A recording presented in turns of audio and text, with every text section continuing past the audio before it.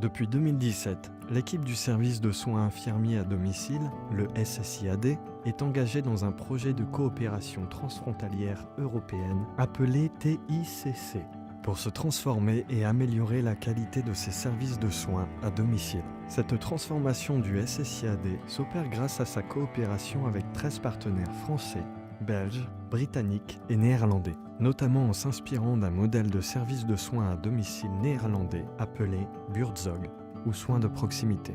Il s'agit d'un modèle managérial dit auto-organisé qui fait ses preuves depuis plus de 13 ans aux Pays-Bas, car il a permis au personnel soignant d'être plus autonome et plus épanouis dans leur travail, ce qui a un impact positif sur la qualité de prise en charge aux soins des personnes âgées et de leur satisfaction.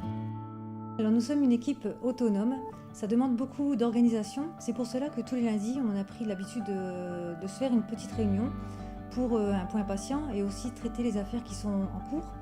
Par contre, on prend les décisions à l'unanimité et tout ça sous le regard bienveillant de notre coordinatrice, directrice infirmière qui prend aussi la casquette d'un coach.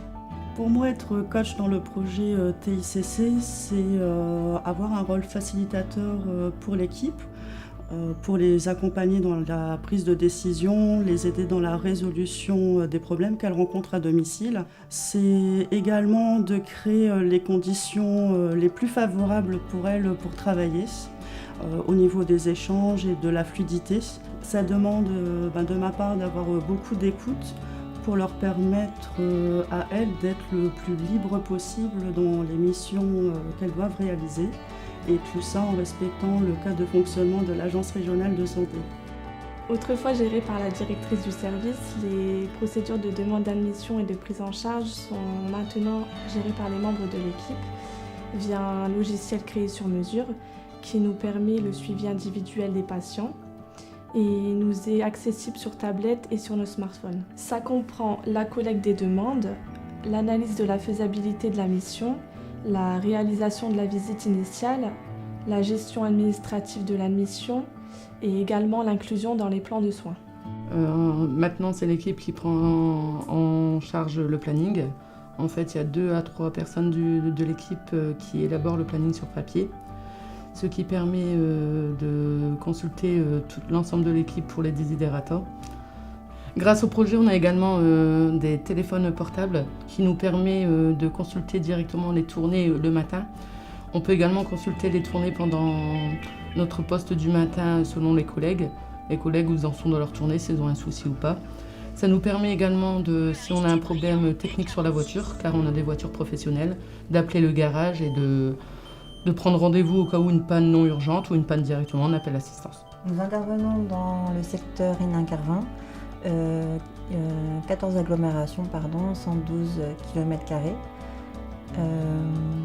Notre logiciel nous permet de gérer les tournées des patients à distance et en temps réel.